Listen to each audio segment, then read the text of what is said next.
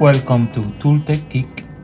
This week, the company Dakoyu launched about 3 multi-tools that use flat bits, very much like the Gordon. They have a holder for this type of flat bits.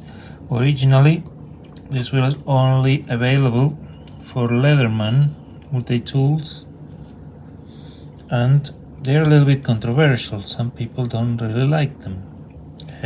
I'm one of them that I didn't much care for this because it was proprietary for Leatherman, so it's just only one manufacturer, so you cannot get them cheap, for example. Instead, the regular bits, there's so many manufacturers and they use so much, so these are very easy to find.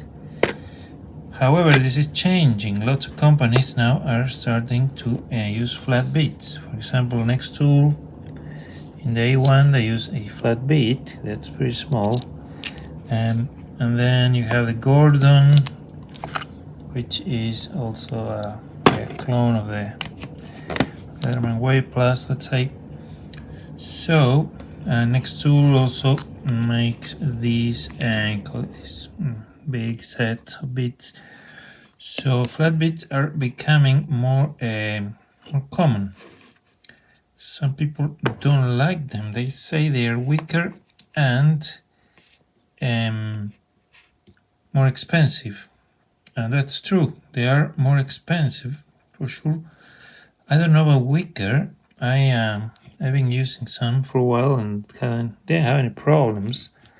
I don't know if there's some cases where they're heavy duty, but really clearly they are lightweight. So for example, the lightest that you have is this one from the next tool E1. This is only 3 grams for a flathead and Phillips, so that's just 3 grams, and it's very small profile.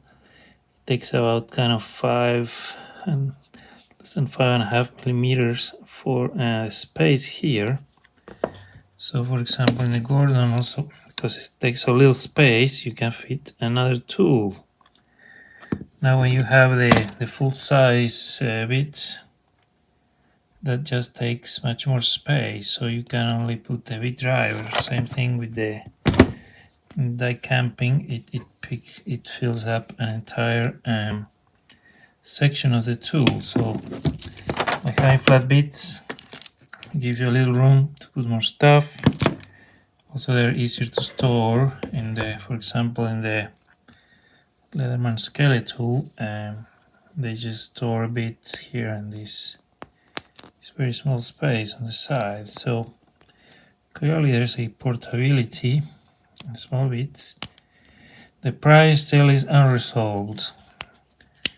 Probably will take a while for this to be more mass produced and cheaper. So that is really a valid argument. If they are weaker or not, that I don't know. But the weight also, yeah, that's very true. This was 3 grams. And if we compare it with this bit that comes with the Milwaukee Fastback, the Milwaukee bit is 6 grams, so basically half. But they're not all the same. Like these Leathermans, they weigh a little bit more. This is 3.7, almost 4 grams. So even between the flat bits, you have differences. They also have slightly different technology. The Leatherman has this notch that grabs the bit. The next tool relies more on, in this case, a spring to hold it. In the Gordon, they use a magnet here at the bottom. You can see that little rectangle, so it's held magnetically. Now when it's magnetic, it needs a bit of surface, so this will work well for that flat part. Now when this is pointy, that's much less strong, so that's not too great.